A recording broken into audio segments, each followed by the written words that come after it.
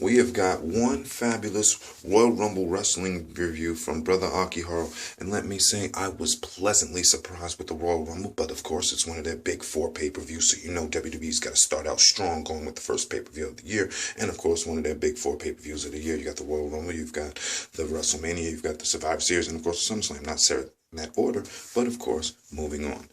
Now, let me say this.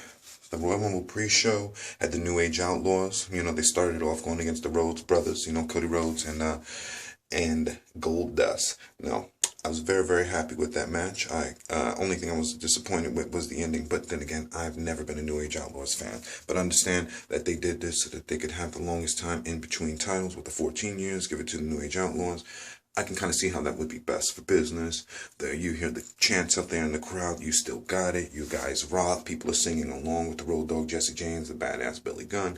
So, inevitably, I can see why the WWE would have chosen to take the straps off the Rhodes brothers and give it to them for the sake of the product and what's best for business. Okay, done. Can understand that. Good match, good wrestling. Definitely the New Age Outlaws, as much as I don't like them, they seem to be just a wee bit spry. And that Billy Gunn, who's never been good on the mic, you know, he never ceases to amaze. He's still good. You know, he hit that famous, bada bing, bada boom. Okay, our next match, Bray Wyatt versus Daniel Bryan, and this was something special here. In fact, it may have been my favorite match of the night. But Daniel Bryan is something special. Daniel Bryan, the American Dragon, is going to deliver 9 times out of 10. Hell, Daniel Bryan is going to deliver 10 times out of 10. Daniel Bryan is the man. We know that. He brings his A game. He brings his super game. He brings his energy. He brings his presence. So any match you put Daniel Bryan in, we know is going to be solid like gold, baby. But this Bray Wyatt coming out of nowhere, being put into this kind of match and showcasing that he can keep up with Daniel Bryan. I mean, the speed and the grace he moved around the ring was such a plum for a big dude. So I'll have to give the credit where the credit is due for Mr. Rotundo. He stepped up tonight. He stepped up in a way a lot of people thought he wasn't going to. And he won the match cleanly. I mean, he Sister Abigail Daniel Bryan outside, carried him back in. Then Sister Abigail him again for the victory. I mean, his presence, his ring presence, the way he does the spider crawler. I mean, he really has you thoroughly believing that he is a mentally psychotic sociopath with a Masonic complex. So anytime that I can really delve into a character and believe it, I like it. Next match. Brock Lesnar versus The Big Show, a match that I can remember in my 16 plus years of watching wrestling back when it happened in January of 2002. Same match. But anyway, I knew this wasn't going to be a match. I knew this was just going to be a showcase to show off the undominant, unmerciful, the beast incarnate Brock Lesnar, to show off his superiority complex. And you know how Brock feels. Brock feels eat, sleep, conquer, repeat. And he didn't give Big Show a chance to do anything. I mean, last time I seen somebody hit Big Show that many times with a chair would have been Sheamus a couple of years back, but I lost count at around 40 different chair shots. It was simply amazing, and it was Brock Lesnar going out there showing why he is the best. You don't screw around with Brock Lesnar. We know that. Little girls at home know that. The damn dumbass John Cena kid fans, they even understand that.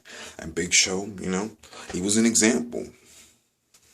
Hey, what can you say about that? I liked it. I liked the way it ended. Get him out of here. Big Show, I'm sorry, brother. You're out of here. Brock Lesnar is set up for bigger and better things. Maybe a feud with Batista, a feud with Randy Orton, a feud with John Cena, a feud with The Rock, etc., etc. We don't know. As long as it's not with the Big Show.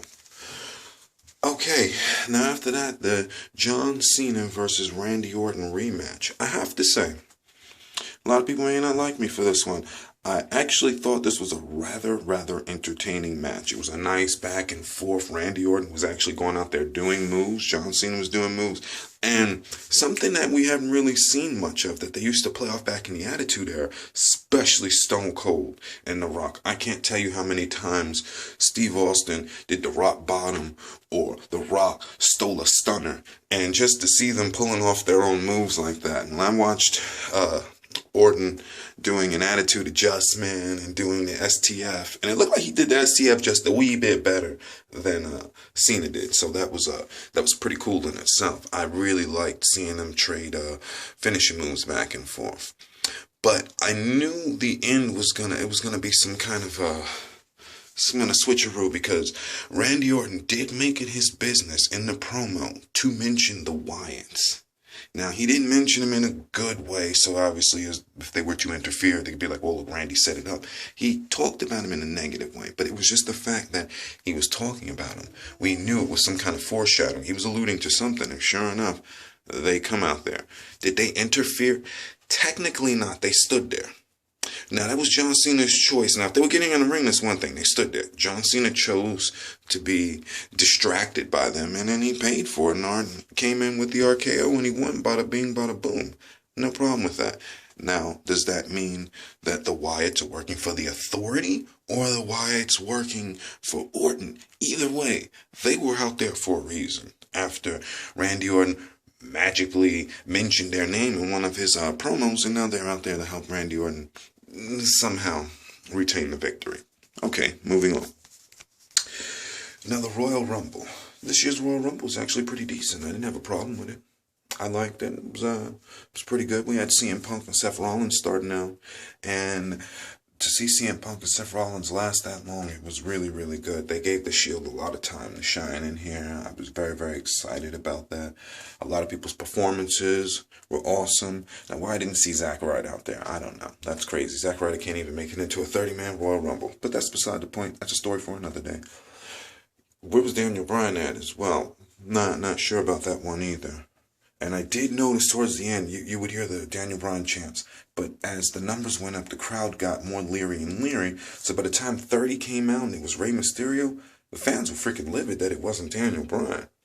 So once again, I was excited about that. It was really cool to see Brother Roman Reigns representing for the Geminis out there, like ourselves, Mr. May 26 here, Mr. Seth Rollins, Mr. May 28, me here, Mr. May 28. It was so beautiful to see so many Geminis in there getting it done. That was freaking awesome.